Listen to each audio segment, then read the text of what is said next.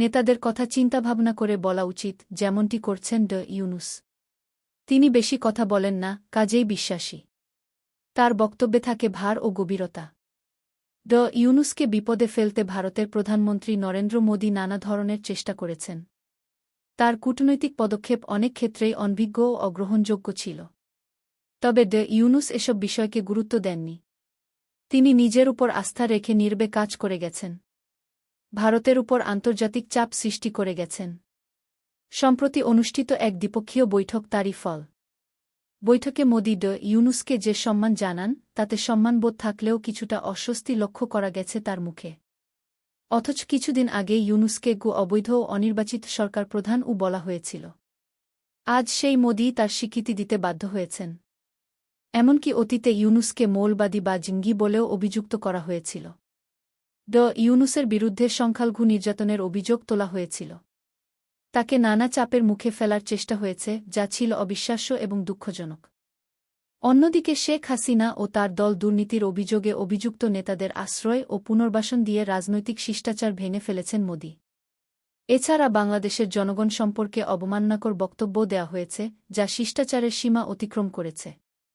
ব্যাংকে দুই দেশের শীর্ষ নেতার বৈঠকের পর ভারতের পররাষ্ট্র সচিব বিক্রম মিশ্রি জানান, মোদি বাংলাদেশের সংখ্যালঘুদের নিরাপত্তা নিয়ে উদ্বেগ প্রকাশ করেছেন এবং বাংলাদেশ সরকারকে বিষয়টি গুরুত্ব সহকারে দেখতে বলেছেন। তবে ড ইউনূস এ বিষয়ে কী বলেছেন তা এখনও জানা যায়নি। তবে আমার মতে সংখ্যাগরিষ্ঠ বা সংখ্যালঘু নয়, মানুষকে মানুষ হিসেবেই দেখা উচিত।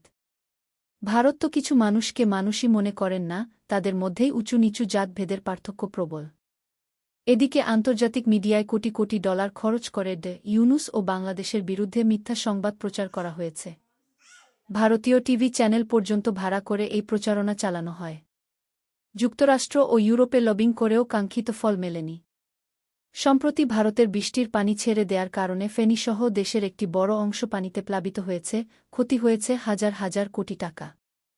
ভারত ভিন্ন ধর্মের ধর্মীয় নেতাদের ব্যবহার করে ড ইউনূসের বিরুদ্ধে ষড়যন্ত্র করেছে এবং দেশে অস্থিরতা সৃষ্টির চেষ্টা চালিয়েছে। তবে ড ইউনূস দৃঢ়তা ও সাহসিকতার সঙ্গে পরিস্থিতি নিয়ন্ত্রণে রেখেছেন। কাক, Mayukh, new York Times, BBC, Reuters সহ বিভিন্ন আন্তর্জাতিক গণমাধ্যমে ড ইউনূসের বিরুদ্ধে মিথ্যা প্রতিবেদন প্রকাশ করানো হয়েছে। এমনকি সাবেক মার্কিন প্রেসিডেন্ট ডোনাল্ড ট্রাম্প ও তার প্রশাসনের ভারতীয় কর্মকর্তারাও এ প্রচারণায় যুক্ত ছিলেন। বড় ধরনের রাজনৈতিক খেলায় তারা সফল হয়নি।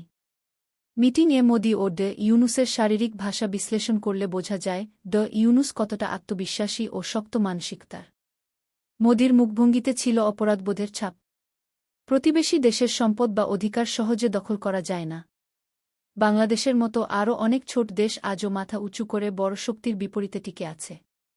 তবে এই বৈঠক মানেই সম্পর্কের উন্নতি, এমন ভাবার সুযোগ নেই।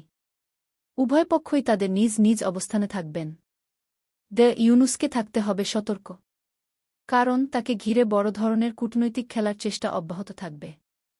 বাংলাদেশকে অশান্ত রাখার অপচেষ্টা চালিয়ে যাবে ওরা, এটাই ইতিহাস এবং এটিই চলবে।